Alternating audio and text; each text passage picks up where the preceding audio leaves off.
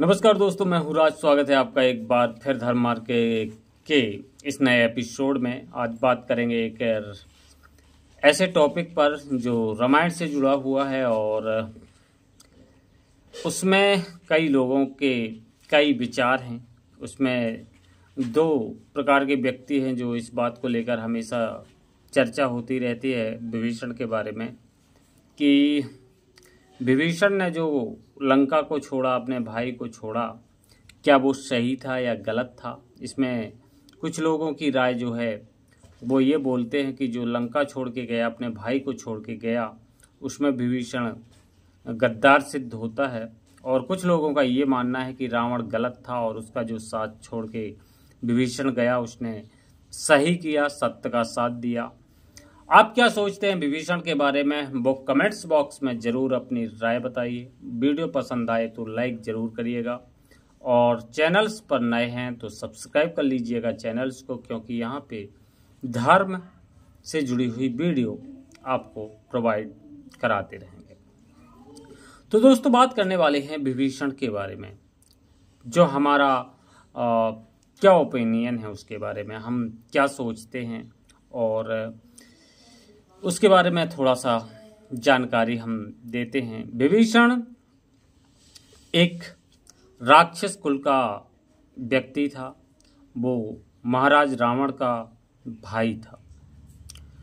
रावण जो अत्याचारी था, अधर्मी था, पापी था, जिसने माता सीता का हरण किया था। और इसी को लेकर कई लोगों ने जो उसके राज्य से ताल्लुक़ रखते थे, चाहे वो उसकी पत्नी मंदोदरी हो, उसके नाना मालवान हों, या फिर उसके कुछ मंत्री हों, कुंभकर्ण हो, कई लोगों ने समझाने का प्रयास किया था कि माता सीता को जो हरण करके लाए हो तो उनको वापस कर दीजिए, क्योंकि जो सीता है वो आपके हित में नहीं है, लंका के हित में नहीं है। और माता सीता को जो है आप सम्मान के सहित जाके वापस कर दीजिए। लेकिन रावण एक अहंकारी, स्वाभिमानी व्यक्ति था। उसने जो एक कदम एक बार उठा लिया वो कभी झुकने वालों में से नहीं था। यही चीज़ विभीषण ने भी समझाने का प्रयास किया था कि भ्राताश्री, आप माता सीता को, श्री राम को सम्मान के सहित वापस दे दीजिए। सीता माता को छोड़ दीजिए, सीता माता के पीछे मत पड़िए। ये लंका को बर्बाद कर देगी या ईंट से ईंट बजा देगी। और ये बात रावण को चुभ गई। चुभ इसलिए गई थी क्योंकि एक आपने सुना होगा कि रावण की जो लंका थी वो हनुमान जी जला के आ गए थे। और जब वो लंका जली थी तो हनुमान जी ने विभीषण का घर जो है वो छोड़ दिया था, जिससे रावण और उनके मंत्रियों के दिमाग में एक डाउट उत्पन्न हुआ और उन्होंने सोचा कि जब पूरी लंका जला दी गई, पूरा लंका का कोना कोना जला दिया गया, तो विभीषण के घर में आग क्यों नहीं लगाई गई। और विभीषण भी जब बात करता है तो राम को लेकर बात करता है, राम के पक्ष में बात करता है।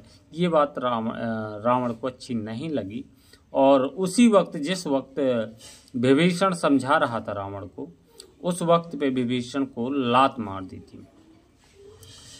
ऐसी लात मारी थी कि वो जो है सीढ़ियों से लुढ़कता हुआ काफ़ी दूर तक गया था और जो उसका सिर का मुकुट था वो भी ज़मीन पर गिर गया था। उसी वक्त विभीषण को बहुत बुरा लगा, अपमान हुआ और उस अपमान को सह नहीं पाया। उसने सोचा कि मेरा जब यहाँ पे भरी सभा में इतना बड़ा अपमान हुआ है तो मेरा कोई हक नहीं बनता कि मैं यहाँ पे रहूँ और रावण के साथ रहूँ। उसी वक्त उसने निर्णय लिया, बोला कि वो लंका को हमेशा हमेशा के लिए छोड़ के जा रहा है। और वही मुकुट जो उसके सिर पे था उसने रावण के चरणों में समर्पित किया, पैर छुए और वहाँ से चल दिए। फिर वो राम भगवान की शरण में गए और भगवान श्री राम ने उसको अपनी शरण में लिया तो ये थी कहानी, लेकिन इसके बारे में अब बात करते हैं कि क्या उसने धर्म किया या अधर्म किया था। कुंभकर्ण ने कहा था कि सच के साथ तो सब खड़े होते हैं, अच्छे के साथ तो सभी अच्छे होते हैं, लेकिन जो बुरे समय में साथ दे, बुरे का साथ दे, वही तो भाई होता है।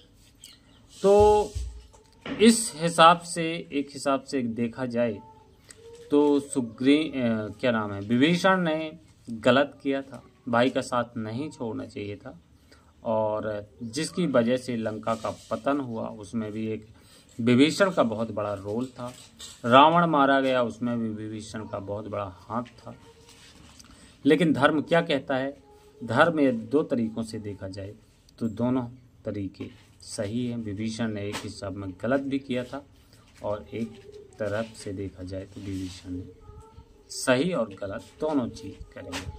तो क्या सही हो सकता है, क्या गलत हो सकता है, वो कमेंट्स में अपनी राय देकर हमें ज़रूर बताइएगा।